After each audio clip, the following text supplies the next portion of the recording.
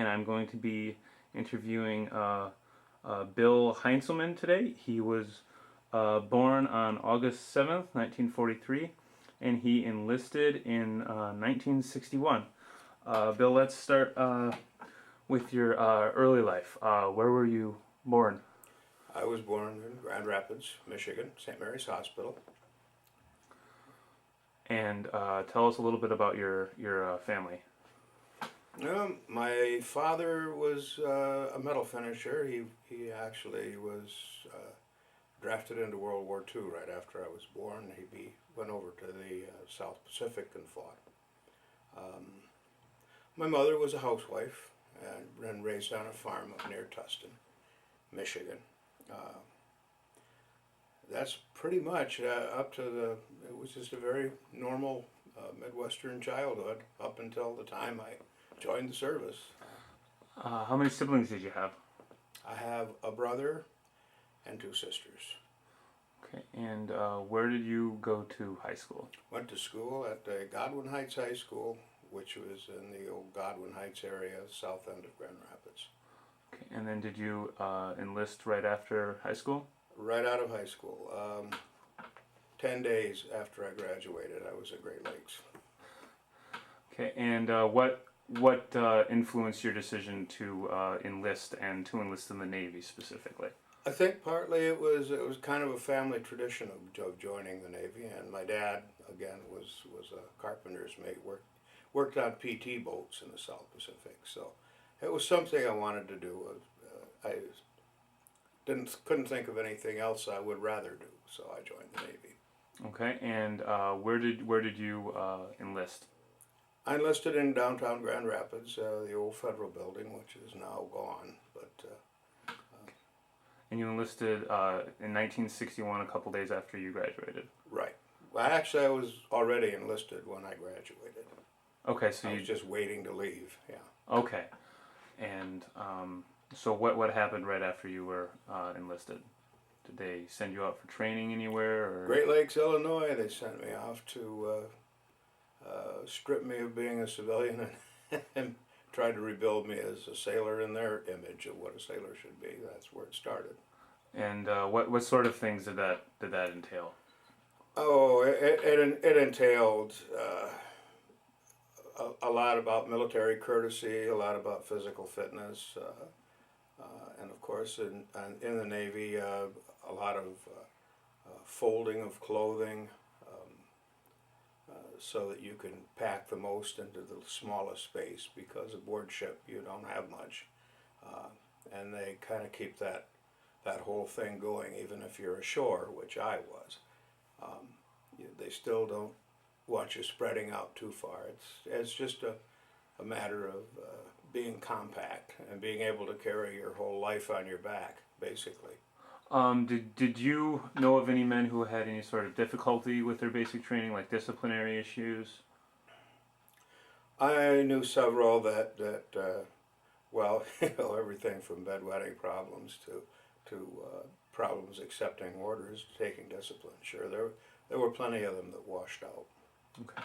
And you started out in Great Lakes, Illinois. How long were you there?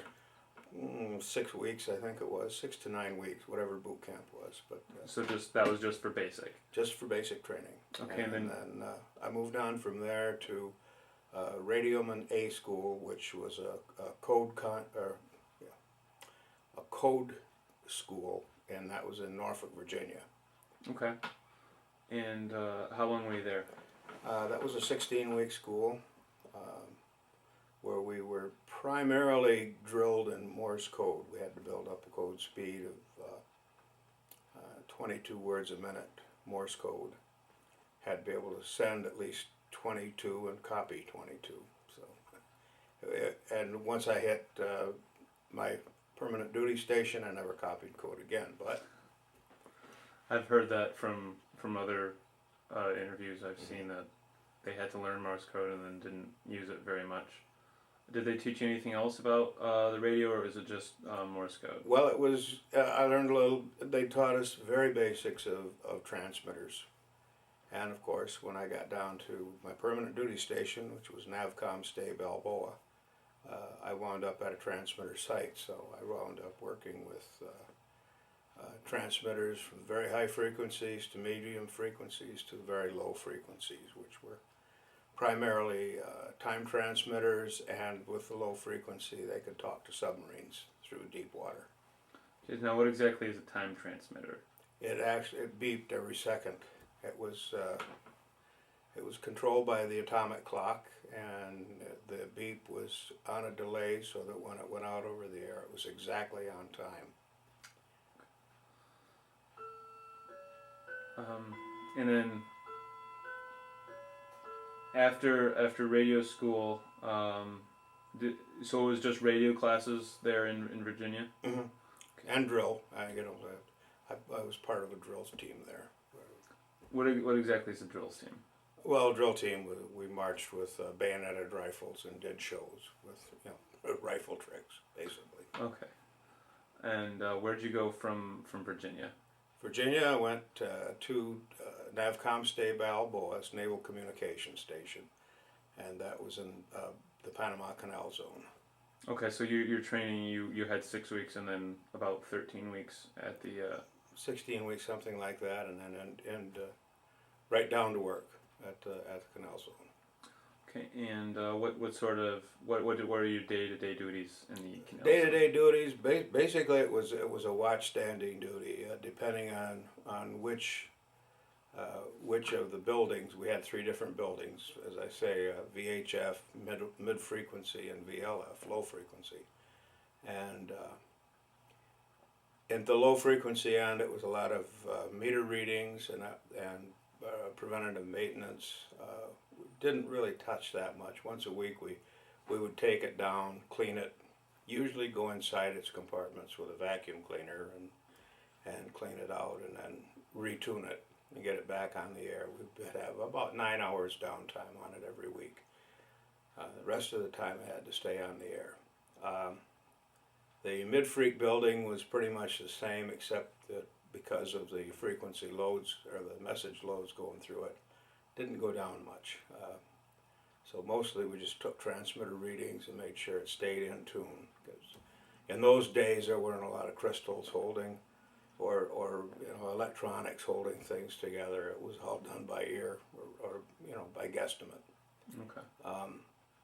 At the high frequency, we were changing frequencies, loading transmitters there were probably 30 or 40 at the VHF building that we monitored at all times, loaded, and switched antennas for. It was a tough job, and it was hot. Yeah. So the low frequency was for submarines, and then the medium frequency was just for normal transmissions? Normal transmissions, and a lot of navigation information went out for merchant ships as well as naval ships. It was a circuit for civilians as well. For civilians as well. Yeah, very high frequency stuff was teletype. It was coded. A lot of it was top secret, but it wouldn't mean much to anybody. It just sounded like garble going out. And then each transmitter had, each frequency had 2 sidebands or more, and those were filled with opposing signals as well. So, say out of 60 transmitters, we would have probably 120 or 130 messages going out at any given time simultaneously. That's a lot of messages. Yeah. So, when you use the medium frequency for naval transmissions, was that just for American civilian ships, or was that for any? No, that was anybody that was approaching the canal, anybody that had need for maritime information. The stuff was, it was like weather, shoals, rocks and shoals, and hazards for anybody out on the sea. That was for anybody that could tune in and copy it. Did you have any sort of difficulty acclimating to the environment in Panama compared to Grand Rapids, Michigan? Well, it never got cold down there, so so that was one difficulty, and in fact it was for a lot of us from the north. The southern boys didn't seem to mind it too much, but in the north, from the north, it was dreadfully hot, and it took a long time for the blood to thin out so that you were comfortable in the heat. And the reverse was true when I came home. Winter was that first winter back was horrible. Did you have any other sort of problems with the area, as far as wildlife or anything like that? Well, our transmitter site was actually located in the jungle itself. It was set on a hill about 20 miles away. It was jungle all around us. So, yeah, I had my share of wildlife to contend with, especially snakes. And of course, we also had scorpions, which would get into your shoes at night. So you got in the habit of shaking your shoes out before you got up to go to work. I mean, they were in there. That's where they like to hide in dark places like that. So, yeah, there was quite a bit to mess with. And of course, the snakes were huge. Some were poisonous. And I think the biggest snake I ever ran across was probably about a 14-foot boa, something like that. Was that the one that was stretched across the road? Yeah. Yeah, he was. So it was stretched across the road. No, could only see his body, never saw his head, never saw his tail.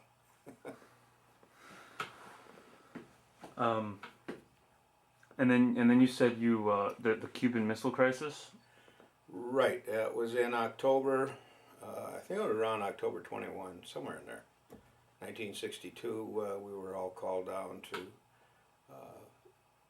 the high frequency building where they had a radio rigged up, and that night about 7 o'clock, I believe, I think it was around 7, we heard President Kennedy made the speech that they had discovered missiles in Cuba, and that there was going to be a naval blockade, and that if any, how did he put it exactly? If any attack on any country in the hemisphere would be taken as an attack by the Soviet Union against the United States, so it would require retaliation. And basically, they finally ordered the missiles out, and we went to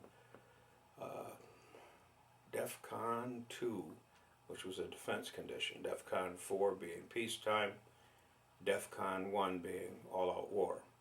So this was just underneath all-out war. Just underneath all-out war. We were at a total alert status there. Actually, I think the rest of the military went to DEFCON 3 at that point, but we were in DEFCON 2 because of the canal. Because of the possibility of it being used for... Possibility of being used by Russian ships or sabotaged. There was a real likelihood that they would scuttle their ships in the canal, and that would block any kind of shipping and also limit military ability to go back and forth. So what ways was DEFCON 2 different than the typical situation? I traded in my ability to handle a transmitter for a rifle, and we went along the canal for a while. I was on the side of the canal watching the ships go by.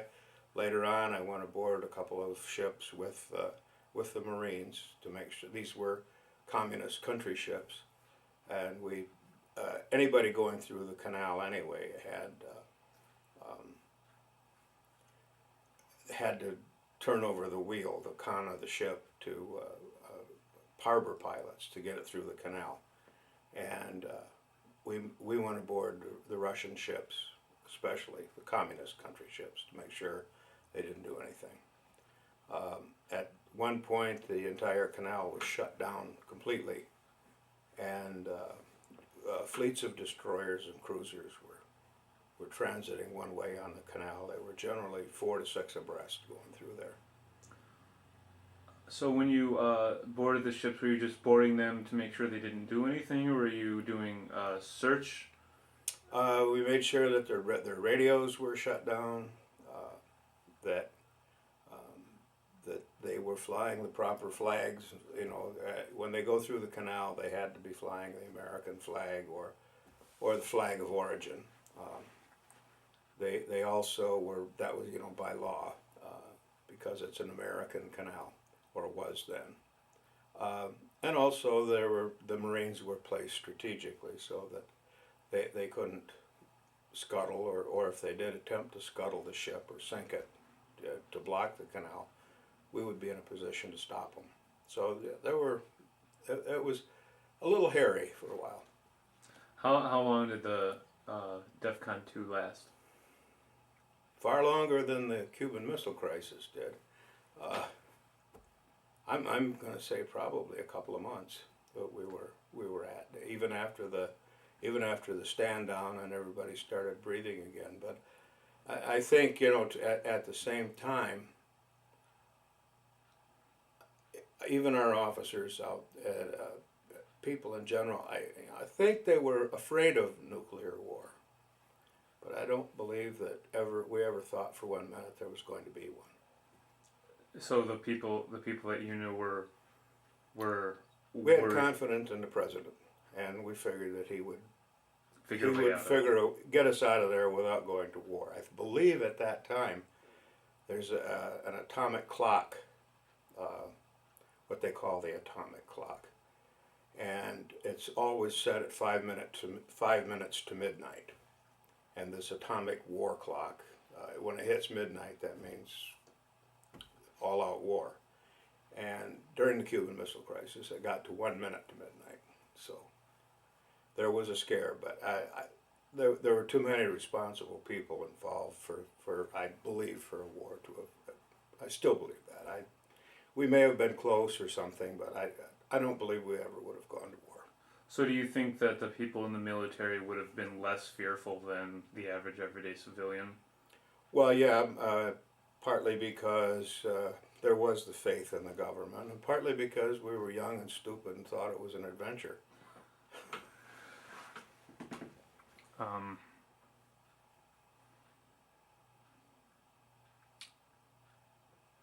And then what did you have anything after that? After the Cuban Missile Crisis that was at all related to it, or? Not necessarily related to the Cuban Missile Crisis, but I had several things that else that happened. They weren't necessarily a letter of commendation. Our transmitters were being used to calibrate the search gear when the USS Thresher, the nuclear submarine, blew up or imploded on a dive. And we handled that particular, kept the transmitters going so they could calibrate their search gear. So that happened near Panama then? No, that actually happened off the east coast of the United States, but they used our VLF transmitter. They were coming from different angles, different stations, and then the delays on the beeps helped them to calibrate the search gear. I never really understood how they did it, but they were trying different navigational systems, one of them being with VLF signals. Okay. So how long did that situation? That lasted for about a week and a half until they found the remains of the boat. Okay. And then it was over. And was there any sort of heightened tension after the event? No, there was really no heightened tension afterwards. Once they found out what happened, it was a design flaw or a mistake made by the shipyard. That wasn't anything that was traceable back to the Navy or to a foreign power of any kind. It was just a flaw, a rivet popped, and that caused the ship to implode. Was there any sort of worry about that prior to when the investigation was completed? There was some worry. Well, they didn't know what happened to it. They knew it went down on a test dive and it never came up. And there was some question about who possibly could have done it. So the search was as much about finding the ship and finding out what happened as it was about putting the blame on anybody. It was something wasn't right there. So how far after that was the what time interval was there between that and the Cuban Missile I Crisis? can't remember, honestly, I can't remember which came first. I believe the Thresher came just after the missile crisis, though. Okay. And then, okay, so you were enlisted during 60. 61 through 61. 64. 64, okay. Did you have any other changes during your first period of enlistment? Or any other significant events? President Kennedy was assassinated. What sort of reaction did you have to that? My reaction was stunned, like everybody else, and of course the military, again, we went on into a DEFCON mode, just in case type thing, and we went into a heightened position. We were on rifle patrol, gun patrol, and all that for a long time. Every time something happened, it seemed, even if it wasn't warlike, we would go to a war footing in Panama because of the strategic importance of the canal itself. And so, you know, we seem to be on alert a lot. At least that's how it seemed to me. So, what do you remember anyone else's reaction to JFK's assassination at the time, or? I remember several guys crying, of course. There was a lot of stunned reaction out down there. A couple of the guys didn't think it was any big deal. They were. One of them was almost glad it happened, and found himself well beaten up one time. But other than that, the reaction was, I think, genuinely or generally all grief, just like the rest of the nation. And of course, we were in a position we never saw any of it. I never saw the coverage of the funeral or the coverage of Lee Harvey Oswald or anything. We were totally blacked out down there. Panamanian television was all they had, and we didn't copy it. We didn't see it. So we could hear from the radio. That's about all. And then you ended your first enlistment in 1964. 1964, the day after the Gulf of Tonkin incident in Vietnam. Okay. Was that did that incident contribute to your decision to not re-enlist for another term at that time? No. Well, my decision not to re-enlist was based on the fact that I didn't want to be a radioman. I didn't like the job. It was a type of job that it was critical in the Navy, and they had a tough time getting people into it and keeping them into it. It was just one of those unpleasant jobs so they didn't have a good retention rate for any radioman. I did tell them if they would make me a journalist, I would stay, and they told me to forget it, so I did. And 10 years later, I talked to them again, and they made me a journalist. So I went back in and finished out, retired. So what did you do during that 10-year lap there? Radio news, primarily. A little bit of disc jockeying, but I was a radio news reporter, and then eventually a radio news director. And that was in Muskegon? No, that was in Grand Rapids during my downtime. I was a couple of stations that no longer exist where I worked at. I was for about 10 years I did that. Also did a little bit of retail sales, just anything to get by. And then in '74 I got the offer to go back in the Navy to work with the Armed Forces Radio and Television Service, so I took it. Okay. And then what did they have? Did they have you go through any sort of military training at all again? No military training. I did go down to the Defense Information School and learned how to talk on radio, learned how to take direction with cameras, learned how to edit videotape and audio tape. It was very stuff. Most of it I was doing already, except for the TV part. So with the radio. yeah, it was a piece of cake. And then where did they send you for that? That was in Fort Harrison, Indiana, Indianapolis area. Okay.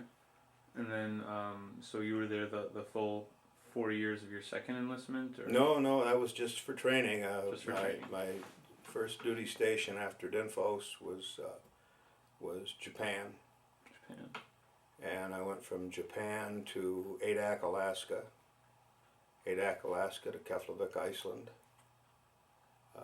then to Guantanamo Bay, Cuba, and then back to Adak, Alaska, and then I then finally wound up with a tour of duty in Germany with the Army over there, and then wound up in Washington, D.C.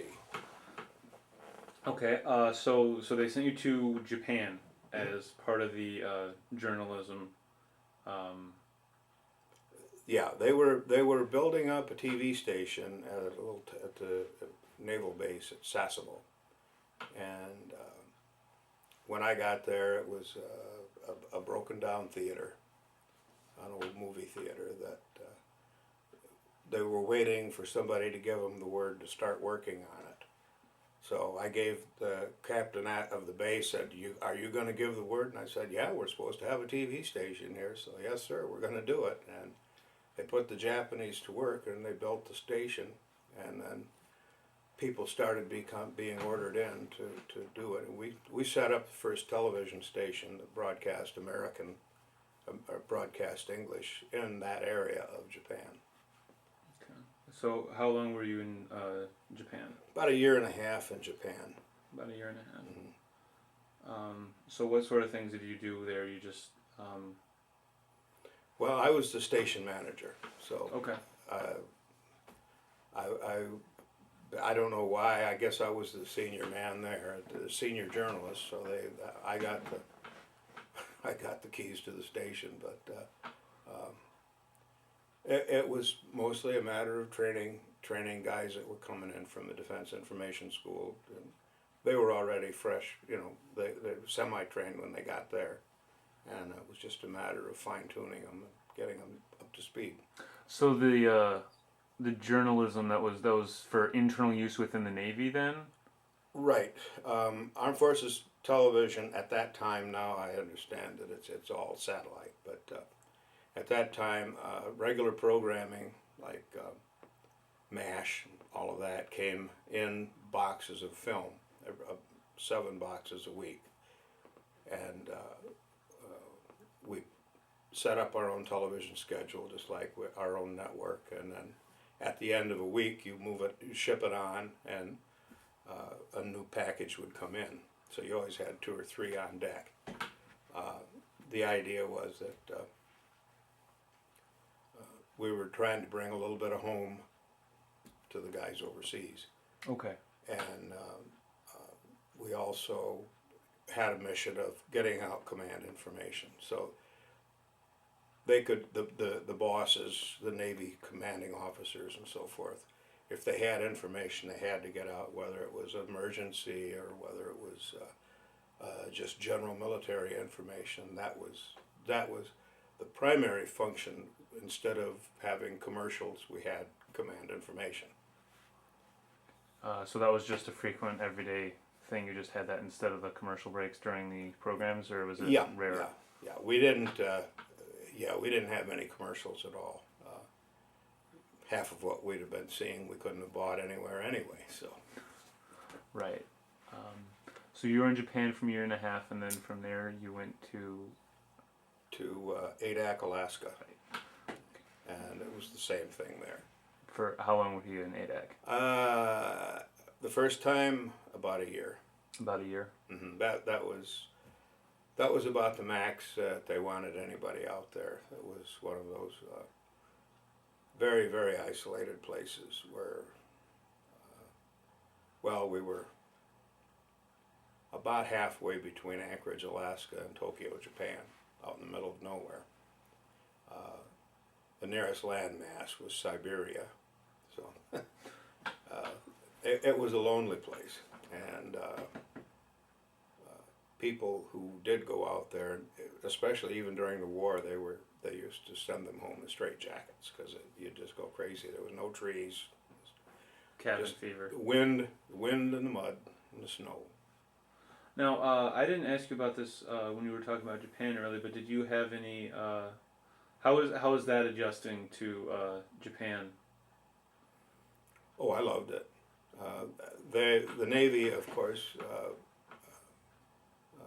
made sure that before you went out on the town or anything, they have classes. Any place you go, any foreign country you go, they actually send you through an orientation so that you know what to expect from the community outside. Like a cultural orientation. It was, yeah, cultural orientation. You know, how to say good morning or goodbye or something like that, and if you get invited into a home, what courtesies you have to extend, how to treat people, because you know, I believe it was in Italy where they don't have the same space bubble that we do, area of space. Or Italians will get closer to you; they don't mind closeness, where Americans want to back away. Right. We want 3 foot space, and an Italian might give you 6 inches. You know, they don't mean anything by it. They're not threatening you, but you feel threatened if you're from our culture. So you learn these different cultural things. And then, And in Japan, we learned, you know, what to expect, what not to expect, and by knowing that, when I did hit the towns, it was, you know, it was great. so what sort of things did you do in town? What most sailors did in town, I did a little drinking and a little bit of hack raising, and did a lot of sightseeing. Went to at one time I went to the Thousand Islands, which was near our base, which it was sort of like going to Never Never Land. And then while I was temporarily assigned at Iwakuni, I went to the Nagasaki bomb site where the atomic bomb fell. So.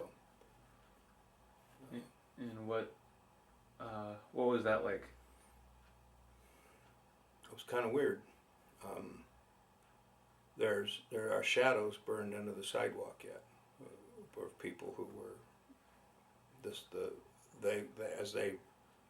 I don't know how it happened, but you can still see the human shape from their shadows on some of the sidewalks there.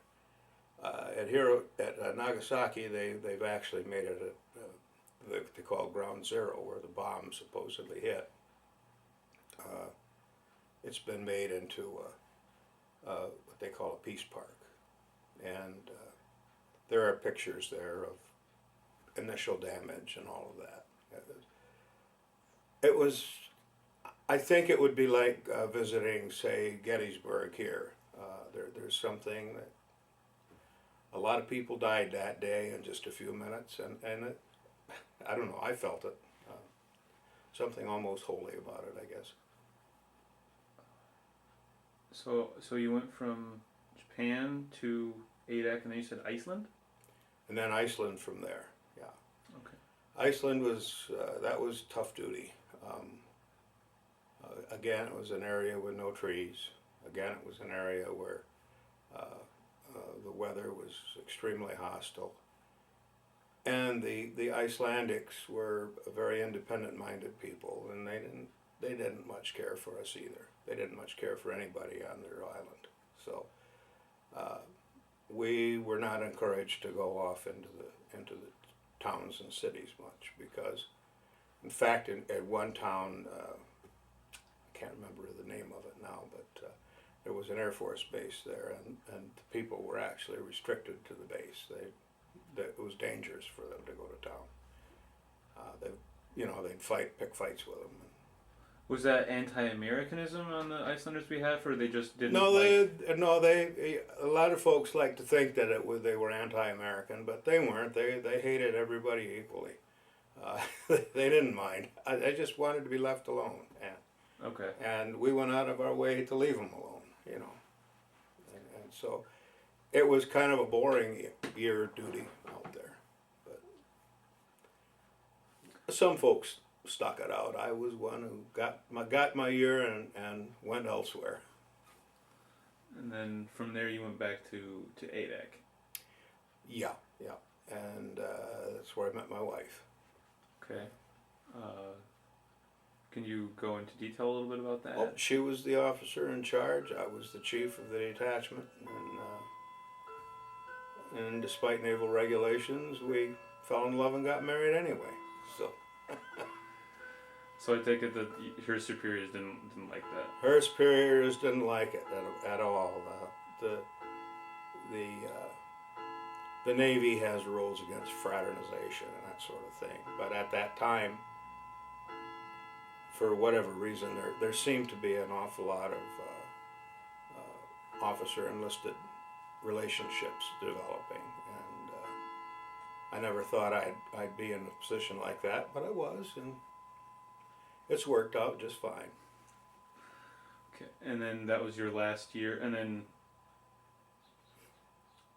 so you spent a year in ADAC again, and that was. Were you out after that? No, after that, went lock, stock, and barrel to Germany. Right. And there I became the broadcast manager for the Armed Forces Network Europe, which included, well, all sites in Germany, in Belgium, and in the Netherlands, and in Luxembourg, wherever they had feeder sites for AFRTS. Nothing to do with Italy or there. That was a whole separate broadcast command there. But I had all of mainland Europe up, and you know, I didn't really have a big job. It sounds important, but it wasn't that great. I just basically had to monitor the other stations, make sure they were on the air and doing what they were supposed to be doing, and not going too far awry. We had a lot of sensitivities in Europe. One of them being a gal made the remark on the radio one day that she had just come back from Austria, had just enjoyed listening to rock and roll music, and she was ashamed that they didn't have good rock and roll music in Austria. It darn near provoked an international incident. The Austrian ambassador got mad, and she had to apologize on the air. We had to pull her off the air, and because of her insult to the Austrian people. Happens. Was that one of the bigger incidents that happened? Or? Yeah, there were many like that. In Iceland, we could, for whatever reason, we could not mention drinking. We're drinking in a country where alcoholism was extremely high, but we could not mention drinking, and we couldn't mention dogs. I never did know why, but it was on the taboo list. So that was things that you couldn't talk about on air? Couldn't talk about them on the air. Yep, if you mentioned them on the air, you'd get in trouble. Did you have any other sort of incidents like that in other areas? Not while I was over there. We after that incident with the girl, we had what we called a command assist visit, and we went, myself and the major, who was the executive officer of AFN in Europe. We made the rounds, and we held classes on area sensitivities, so that nobody would do that again. Did you have any incidents like that in Japan? No, we didn't have too many. We didn't really have any sensitivities in Japan. About the only thing that for obvious reasons, they didn't want to hear anything about nuclear power of any way, shape, or form, for obvious reasons. And they wouldn't allow our ships to visit if they had any kind of nuclear power or nuclear weapons, but of course we neither confirm nor deny the presence of nuclear weapons on our ships, so we got in that way. But now, no. Sorry? Oh, as I was going to say, I understand that the U.S. Navy has finally worked out an agreement because with the Japanese, because one of our carriers is about ready to be mothballed, and it's the last of the standard power carriers. And the Japanese are going to allow the nuclear carrier to come in and be offline out of Yokosuka. So that'll be a nice upgrade for them anyway. Now, when you moved from ADAC to Germany, you now were you married at that time? You said Yes, I was. I had my wife. She basically she resigned her commission after we got married. That was an agreement that we had, and she went with me. Okay, and then so did she get work in Germany or? No, she was busy being a mom. Our first child was born there, and so she was busy learning the ins and outs of motherhood, and it was unfortunately she was too pregnant to attend any of the classes. We started out attending German classes together, and I'd get transferred or she'd get sick, and so we never really got to take any of the cultural orientation together. And she traveled with me though quite a bit. Her and I took several trips on the train, managed to get lost in Germany and try to figure our way back. It was fun. No, you said your father had served in World War II. Mm-hmm.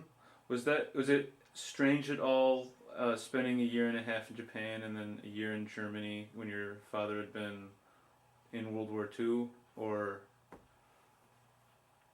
Not really.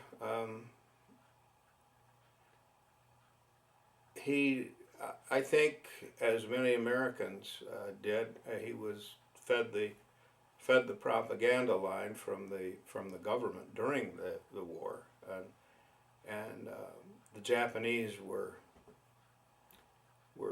almost considered less than human. If you look at the movies of that era, the World War II era, and they don't seem human. They seem almost like animals, and so it was a very refreshing thing when I got to Japan and found out they're just people. And my dad had certain prejudices toward them, but of course, he was in an area. He was not part of it, but he was in an area where they had the Bataan Death March and several areas like that, which were kind of testimonials to Japanese brutality. But that was the war, I think that since no Japanese ever really hurt him, he was a little less angry about them than a lot of folks. And the Germans, well, were of German descent, so I didn't think much about Nazis. I just thought I was going to go see where the family was from, or where the roots of the family was. And did you go see where the? I didn't get. I couldn't get to where the family actually came from, because at that time we had the East and West Germany, and my family heritage was from East Germany. Okay. A town called Schweinfurt. I did get to see the Berlin Wall while it was still up, or I don't know if that's something to be proud about, but I did walk the wall and see the towers and everything. Got to Checkpoint Charlie, where that was the big gate that allowed the East Germans and the West Germans to go back and forth. And what was that? What kind of experience was that? Just seeing the wall? It was kind of a hopeless feeling. Of course, there was a no man's land about 200 yards wide, I think, something like that. And it was mined, and it had barbed wire on it. And interestingly, the wall was painted white on the inside. There was graffiti all over the outside of walls on both sides. But the inside was painted pure white, and that was so that The guards, if they had to shoot anybody, would have a silhouette to shoot at. It was a sad place. You know, we stood in Checkpoint Charlie, where they have a museum there of things that people have tried to get across the wall, and to get into freedom at that time.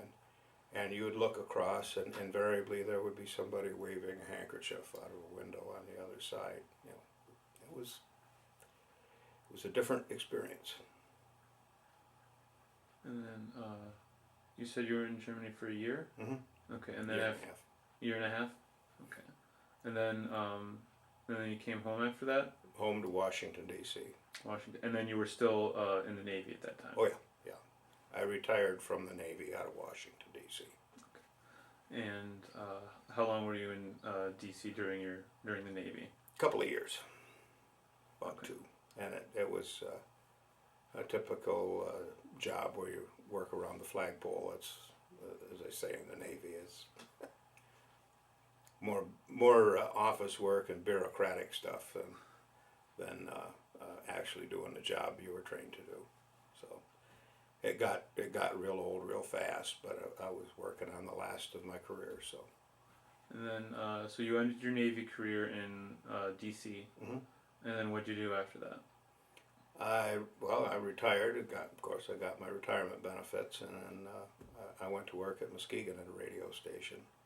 I was there for about 5 years until the station was sold and all the full-time people were let go. And went back to school after that. Got my BA from Grand Valley, and here I am. Okay. Is there anything else you want to talk about at all, or? No, that's probably about the extent of not a very exciting career, I suppose, but. Well, I think you had some interesting stuff in there, Bill. Well, thank you for your time, and thank you for sitting with this interview with me. Okay. Okay.